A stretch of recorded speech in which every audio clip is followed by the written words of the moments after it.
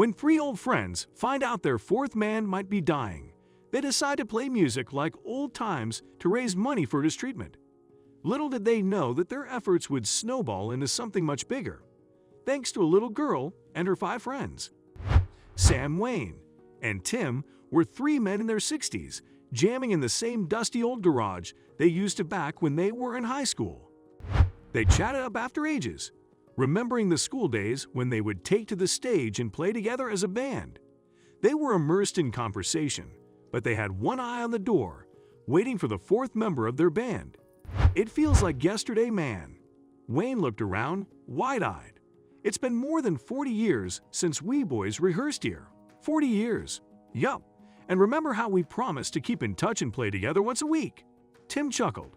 Sam, remember our brilliant plans? Ah yes.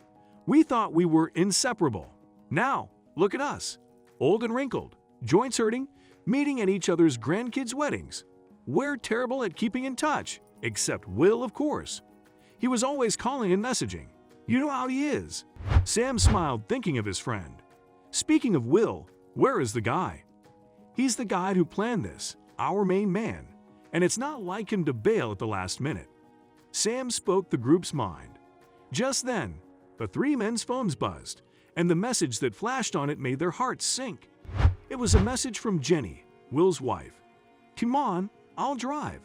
Wayne rushed to his car, and the others followed. A short drive later, the 3 men knocked on the door of their friend's house and tried to wait patiently. Hi, boys.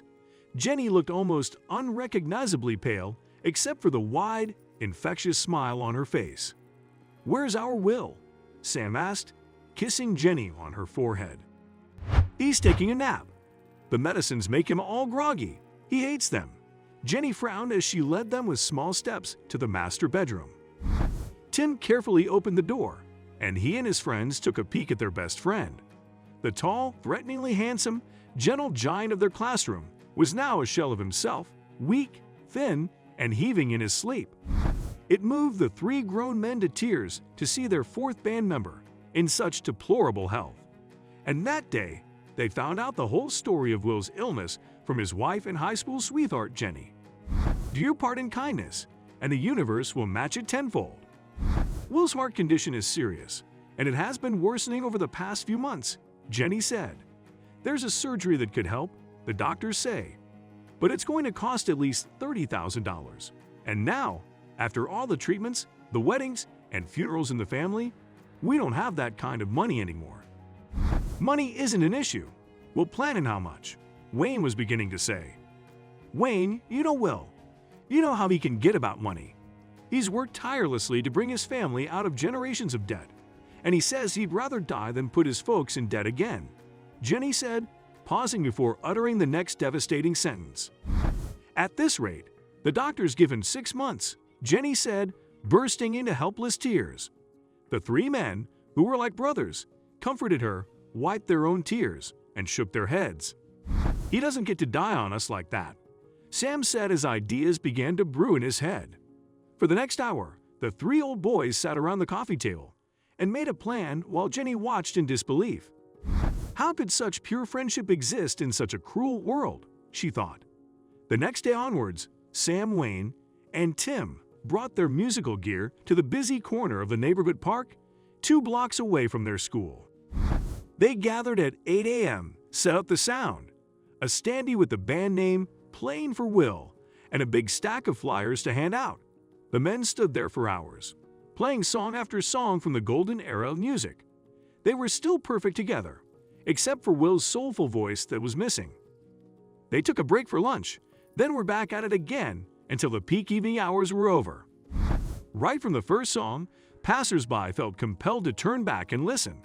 Tourists stopped to take videos of the trio for their social media.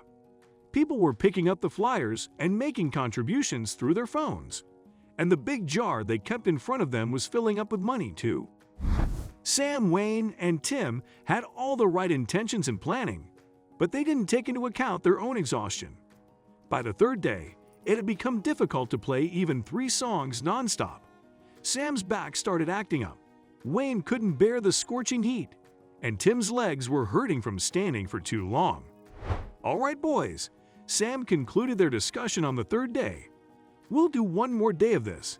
Then I think we ought to rethink our plan." "Hey, hey," a tiny excited voice interrupted their conversation. A little girl was standing wide-eyed, pointing at the big poster of Will. "That's Mr. Schumer. It really is him, isn't it?" Sam was surprised by the child's excitement. "Yeah, it is. How do you know him, child?" "He was the best music teacher we had in school. He taught us about rock music and even helped us start a band of our own," the girl chirped, making the trio smile. "Are you friends of his? And did he get better from his sickness? When is he coming back to teach us?" The girl's questions wouldn't end. When 9-year-old Harriet learned about her favorite teacher's condition and his friend's idea of performing on the street, she couldn't wait to tell her friends. She skipped away from the 3 older men with a bright idea in her mind. The very next evening, while Will's friends were driving back from the park, they noticed the most heartening sight. A group of 6 school children was singing and playing the tambourine and the small keyboards right outside the school gate. They, too, had put up a hand-drawn poster for Will and were calling their band Little Hearts for Will. Who were these sweet little imposters? The men wondered as they slowed down to listen to the music for a few minutes. At the center of the band, holding the microphone, was the same excited little girl belting out a Beatles song. She spotted the 3 inspiring men, bowed to them with a smile, and continued singing. That little girl and her 5 friends performing for their beloved teacher was all the inspiration the tired elderly men needed. The following morning, Sam, Wayne, and Tim were back at their spot in the park, ready to perform with renewed energy. They played for days and managed to raise a decent amount of money, though not nearly enough. Until one day, they saw the incredible little girl for the 3rd time. She was walking to their spot in the park. Only this time, she had come with the same group of 5 children who had performed with her, with each of their parents, and a bigger swarm of adults. "Hi, Mr. Schumer's friends. We have something for you." Harriet smiled and handed over an envelope. The men stared at the unexpected gift in disbelief. It was a check for $50,000. "All this money from your school band?" Sam asked, looking at the kids' faces. Harriet giggled and said, "Not just us kids, silly. The whole city. The whole city has raised this money for our Mr. Schumer and your Will." The little girl explained that the kind folks of the neighborhood had been taking note of the 2 musician groups playing in public, and the news that Will needed money for surgery had spread like wildfire. Moved by the stories and the heroic gestures of the older trio and the young kids, several youngsters got together and ran a citywide online fundraising campaign for Will. The 3 retired men wept like little children as a crowd of over 300 people surrounded them with applause. The money was more than enough to cover Will's life-saving surgery and smooth recovery. 3 months later, there was another jamming session at the same dusty old garage. Only this time, there weren't just 3 jolly old men reminiscing the old days. There were all 4.